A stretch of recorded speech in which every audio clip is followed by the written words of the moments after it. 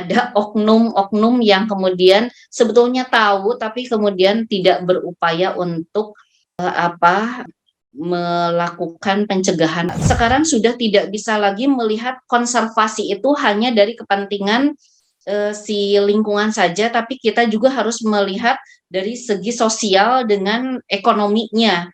Kalau kemudian teman-teman itu cukup satu kali menghafal, saya mungkin harus 2 kali menghafalnya.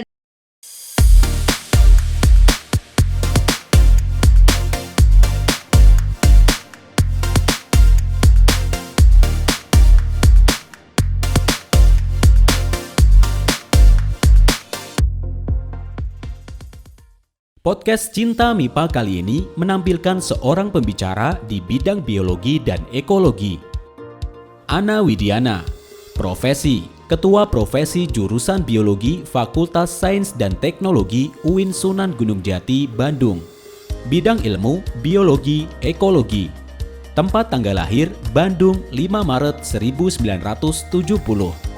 Perjalanan pendidikan Teh Ana dimulai di MIPA Unpad, di mana ia memperoleh gelar sarjana S1 dalam bidang biologi pada tahun 1994.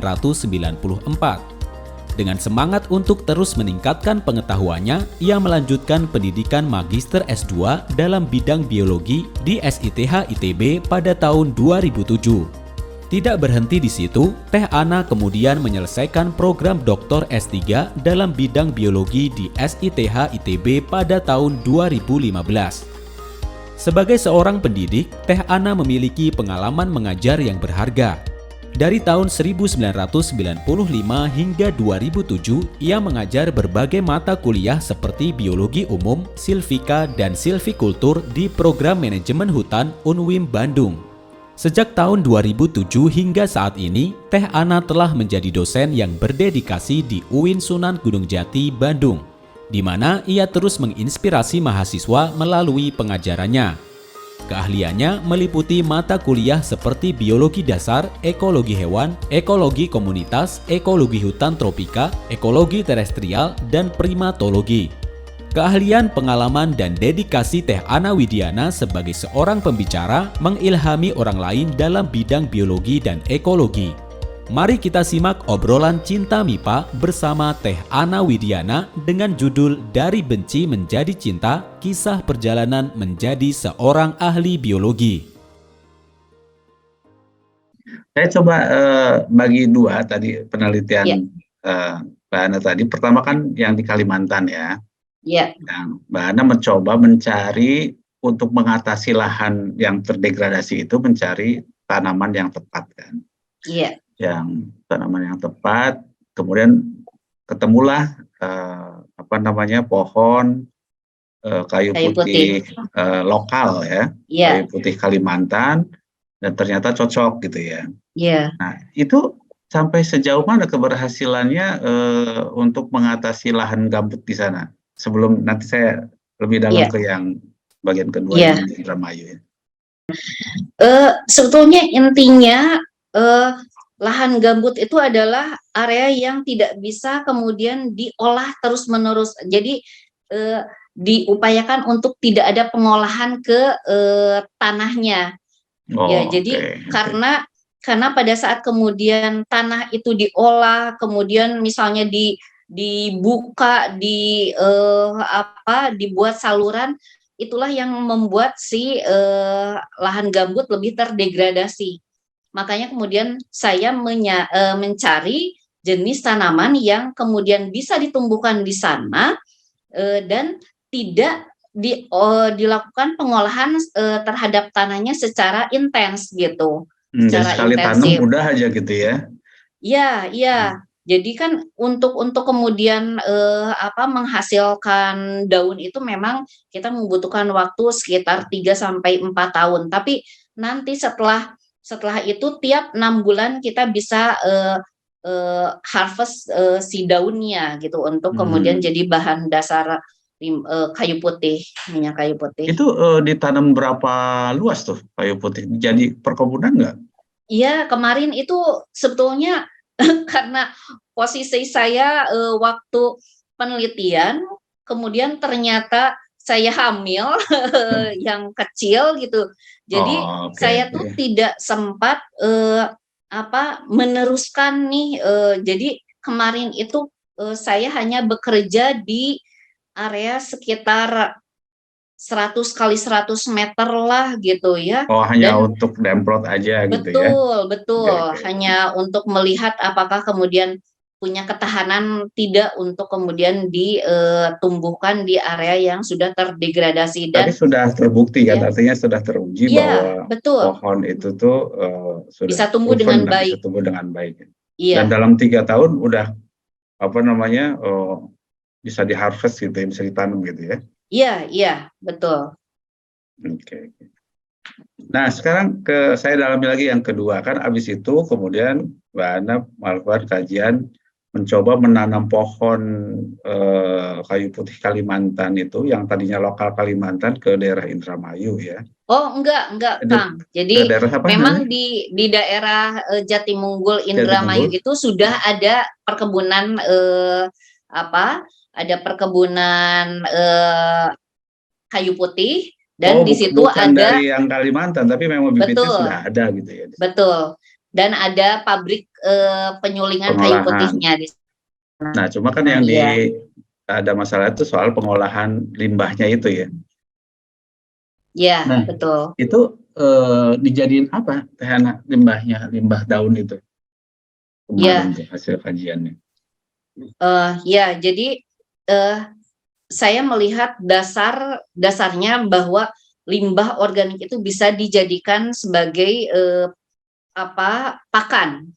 Ya, jadi artinya sebetulnya limbah organik itu masih mempunyai nutrisi yang terkandung di dalamnya yang bisa dijadikan sebagai alternatif pakan lah untuk ternak, karena kita mau tidak mau menghadapi misalnya pendanaan untuk pengadaan pakan ternak komersial yang dirasa cukup tinggi. Nah, kenapa kemudian kita tidak menggunakan limbah yang ada di sekitar kita gitu? Padahal kemungkinan besar limbah organik itu masih bisa dimanfaatkan. Jadi saya waktu itu melihat dulu kandungan nutrisi dari limbah kayu putih tersebut, kemudian apakah kemudian kandungan nutrisi tersebut bisa memenuhi kebutuhan dari si pakan ternak, seperti itu. Baik, menarik sekali Teh Ana. Untuk teman-teman atau Akang Teteh yang ingin bertanya, silahkan. Tadi udah ada satu raise hand, Kang Tendi. Kang Tendi masih? Udah nggak ada. Baik, sambil nunggu pertanyaan buat Akang Teteh yang ingin bertanya, mangga raise hand aja. Tadi saya ingin mendalami lagi ya. Tadi kan kita bicara soal mulai dari gitu ya, praktisnya, kemudian kajian-kajian yang Teh Ana teliti gitu ya. Memang sebetulnya soal kajian lingkungan ini Teh Ana ya, selama ini kan ada 2 hal ya. Ada biasanya outputnya, hasil penelitiannya.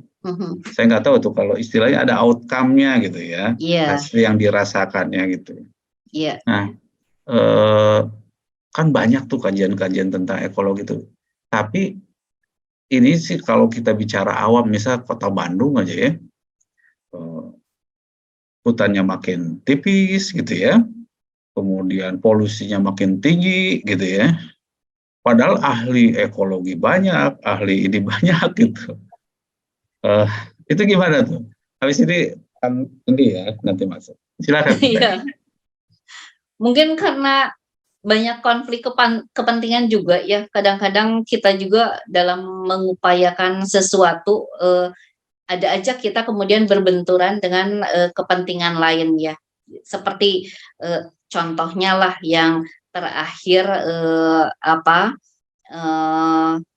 kasus di Ranca Upas yang kemudian di satu sisi ada orang yang berupaya untuk mengkonservasi lahan dengan menanam rumput rumput gunung itu ya, tetapi pada saat kemudian ada kepentingan lain gitu ya, dengan waktu itu diselenggarakannya perlombaan motocross kalau nggak salah, yang kemudian itu menghancurkan kondisi dari si lahan yang ada di situ. Jadi menurut saya yang paling menyulitkan itu yaitu ada beberapa konflik kepentingan ya. Jadi ada konflik kepentingan yang mungkin di satu sisi mereka berupaya untuk melakukan konservasi, mungkin sisi lain itu tidak dengan sengaja ya, mereka kemudian bertentangan dengan konservasi, hanya ya itu tadi mungkin karena ketahuan gitu ya, atau mungkin ada oknum-oknum yang kemudian sebetulnya tahu tapi kemudian tidak berupaya untuk melakukan pencegahan atau apapun lah. Baik, baik. Tiana, udah ada yang ingin bertanya? Kang Tendi, Mangga. silakan admin dibuka ini. Kang Tendi, silakan. Assalamualaikum. Waalaikumsalam. Salam. Aduh, terima kasih sekali ini udah dapat kesempatan. Pertama saya bertanya tentang kelanjutan dari ilmu-ilmu biologi ini gitu ya. Jadi kalau di tempat kami dulu pas kuliah itu ada namanya green economy itu, ekonomi hijau. Green economy gitu. Iya. Iya. Nah, apakah nanti dari keilmuan biologi ini kelanjutannya sampai ke green economy juga itu? Karena kalau di tempat kami di sana itu satu fakultas sendiri green economy itu. Oh gitu ya. Iya. Fakultas mana Kang? Ya, saya di Temple University kan. Ya? Temple University di Jepang. Di Jepang ya? Iya. Okay. Iya gitu. Itu yang pertama. Terus kedua, saya ini bekerja di ESDM ya. Jadi banyak sekali ilmu-ilmu kebiologian itu masuk ke ranah sumber daya alam. Jadi seperti penelitian mengenai algae itu sekarang ini kemarin sudah diarahkan ke kolaborasi dengan biodiesel misalnya. Iya. Gitu. Jadi di endingnya itu ya. Kemudian selain itu juga dengan minyak mentah juga kita sudah menggunakan algae gitu ya. Dan selanjutnya mungkin bisa diarahkan juga ke biologian ini dengan kegiatan reklamasi dari suatu pertambangan gitu. Itu aja mungkin masukan saya. Terima kasih. Ya. Baik, silakan Teh Ana. Ya, terima kasih Kang Tendi. Tendi ya. Ya. Itulah sebetulnya saat ini dibutuhkan kolaborasi ya antara bidang keilmuan, seperti untuk kajian ekologi, mungkin di awal kita di kami pun ya di awal itu hanya melihat ekologi itu bagaimana analisis vegetasi dari tumbuhan di suatu kawasan gitu ya, bagaimana kemudian persebaran dari organisme di habitatnya. Tetapi saat ini ternyata banyak sekali kajian-kajian ekologi yang kemudian membutuhkan tadi integrasi dengan keilmuan yang lainnya. Sekarang ini banyak sudah muncul misalnya ekopariwisata. Ya, jadi memang kita sekarang sudah tidak bisa lagi melihat konservasi itu hanya dari kepentingan si lingkungan saja, tapi kita juga harus melihat dari segi sosial dengan ekonominya. Nah, bagaimana kita mengupayakan keseluruhannya bisa terpenuhi tanpa kemudian yang satu lebih dirugikan dengan yang lainnya. Atau kemudian misalnya kajian ekologi tentang etnobotani, di mana kita melihat jenis-jenis tanaman yang biasanya ini adalah local knowledge ya yang dimanfaatkan oleh masyarakat, tapi kemudian belum diketahui sebetulnya secara ilmiah ya, kenapa kemudian si tanaman tersebut bisa dimanfaatkan untuk misalnya obat sakit perut ya. Nah, itu kajian-kajian itulah yang kemudian kami coba dibuat penelitiannya ya untuk bisa menjawab secara ilmiah gitu ya. Dan sekarang ini juga sudah banyak sebetulnya kajian-kajian ekologi yang mengikut sertakan si IT gitu ya, seperti tadi si artificial intelligence ya, dengan menggunakan drone untuk kemudian melakukan pemetaan terhadap persebaran suatu organisme di permukaan bumi seperti itu. Ya, jadi memang kajian-kajian ekologi saat ini sudah tidak bisa dilihat dari bagaimana kita memenuhi kepentingan ekologi, tapi juga harus melihat bagaimana dari segi sosialnya, dari segi manusianya, dan juga dari segi ekonominya gitu.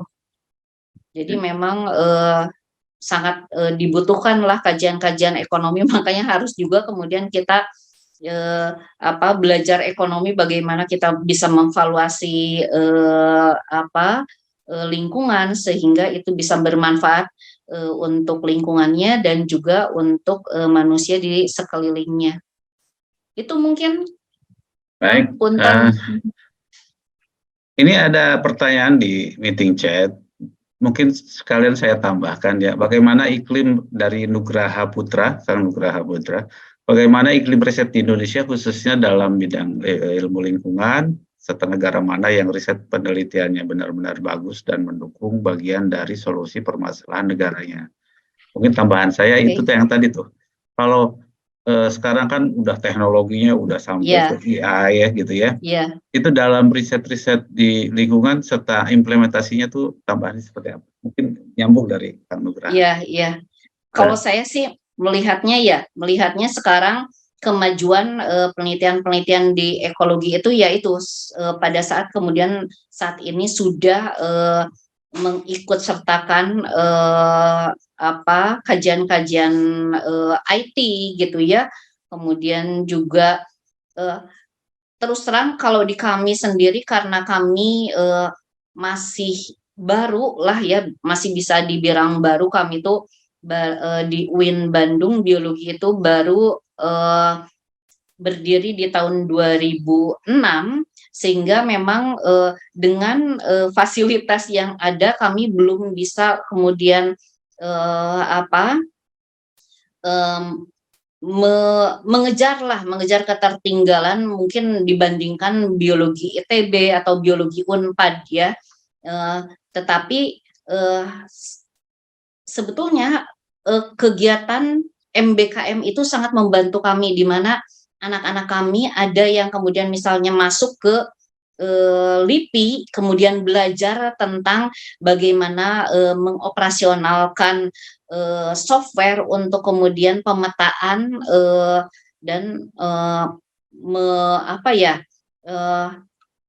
melakukan kajian modeling gitu ya. Jadi bagaimana kita bisa memprediksi suatu populasi di masa yang akan datang, itu membantu kami untuk bisa berkembang lebih lanjut, karena yaitu terus terang untuk di UIN sendiri kami belum bisa sampai ke sana, tapi kita berharap bersama-sama bahwa semua kajian terutama ya biologi ini ya bisa lebih berkembang. Dan kalau tadi ditanyakan negara mana yang kemudian maju di penelitian ekologinya, juga mungkin agak berbeda-beda ya, tergantung fokusnya di mana. Saya lihat kalau ke konservasi juga ya, konservasi hewan di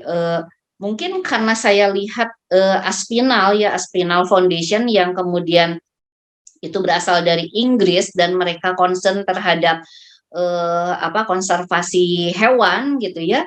Saya melihat Inggris merupakan salah satu negara tujuan saya kalau misalnya saya harus atau bisa belajar lebih jauh gitu, terutama untuk konservasi gitu. Hanya kan ya itu mungkin setiap negara mempunyai concern tertentu lah terhadap suatu bidang kajian. Tetapi saya waktu melaksanakan sandwich di Belanda juga saya lihat di sana lumayan bagus di perairannya. Kemudian di Wageningen juga saya lihat mereka lumayan unggul di permodelan seperti itu. Oke, baik, Teh Ana.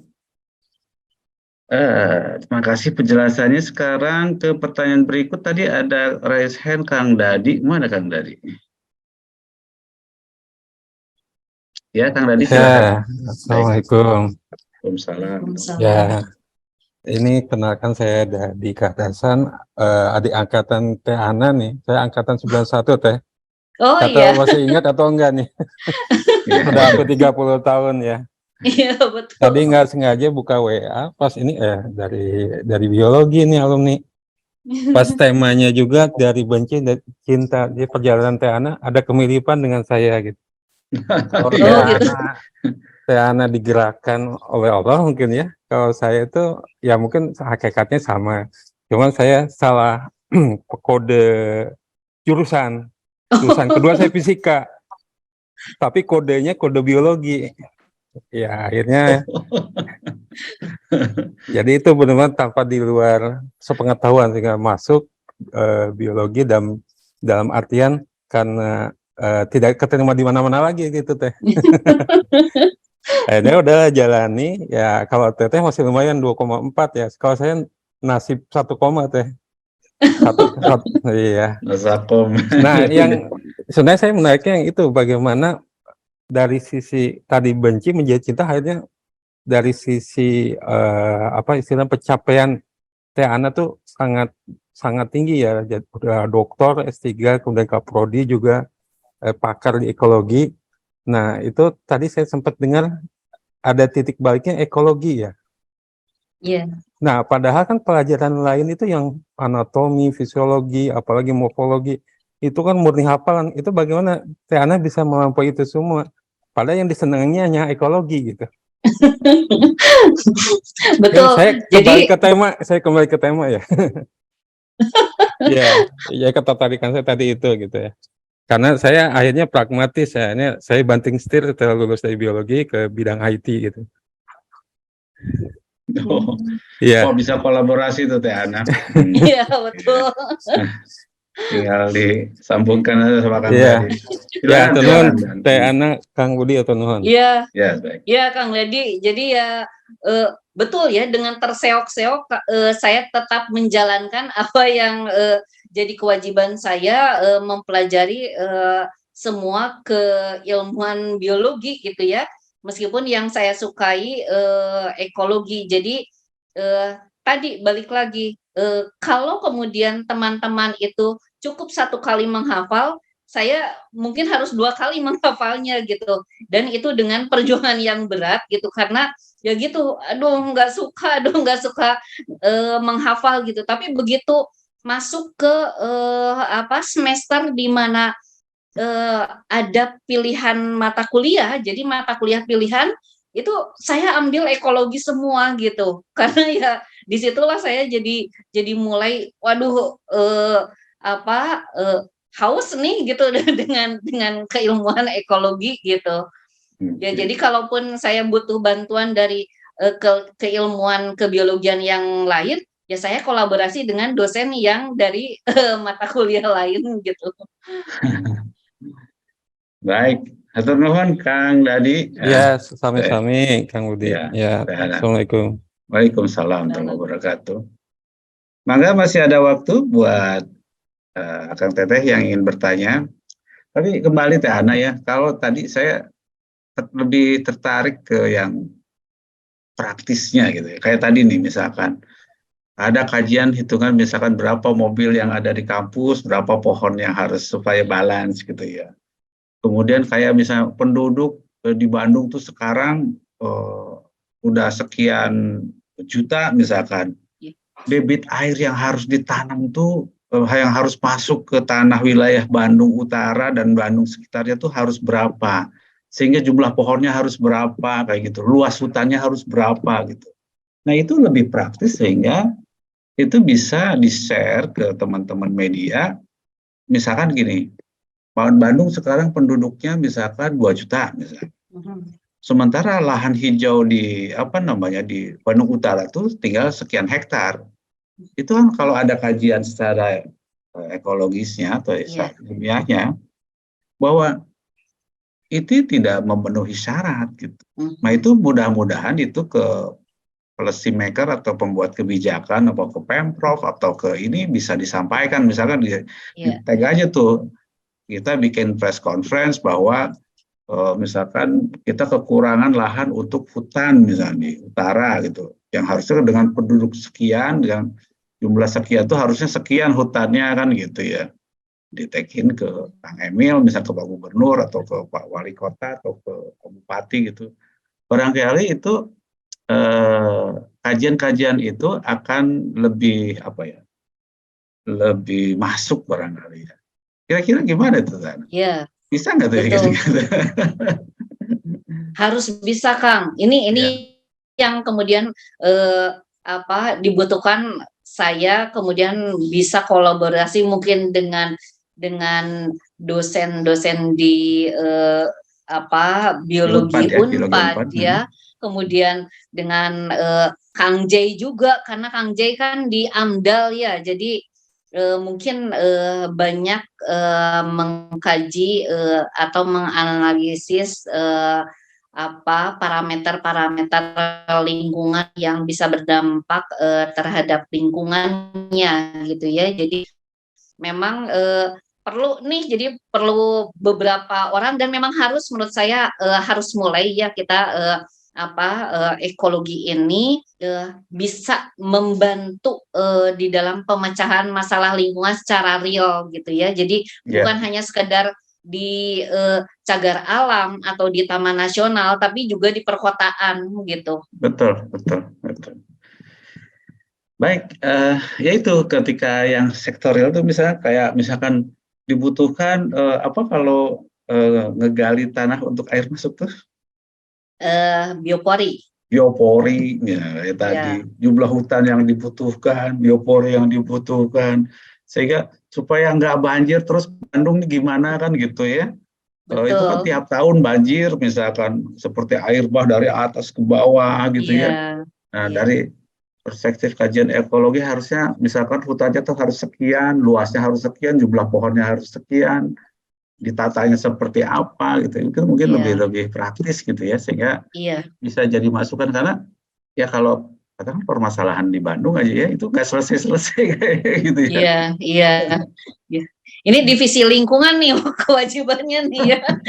Saya sama Teh Rita dan teman-teman yang lain nih harus mulai menginisiasi alumni-alumni di MIPA ini untuk ayo bisa barengan yuk kita penelitian gitu tentang itu. Baik. Aduh, nggak terasa ini udah 1 jam lebih. Oh iya. Cepat sekali ya 1 jam ya. Ada dari Kang Jeti ini, kalau saya pilih bidang ekologi karena selain tidak kuat di hafalan, juga setelah dilihat nilai-nilai kakak kelas di bidang ekologi cenderung A dan B. Jarang yang C. Itu mah. Iya. Personal ya, Kang Jeti ya. Baik, Kang Teteh, saya kira untuk karena waktunya sudah habis, saya kira kita cukupkan dulu podcast Cinta MIPA pada malam hari ini. Sekali lagi terima kasih Ibu Dr. Ana Widiana, alumni kita, teman kita juga, dan Saya atas nama host, mohon maaf apabila ada hal-hal atau kata-kata yang tidak berkenan. Dan terima kasih atas kehadirannya. Billahi taufiq wal hidayah. Assalamualaikum warahmatullahi wabarakatuh.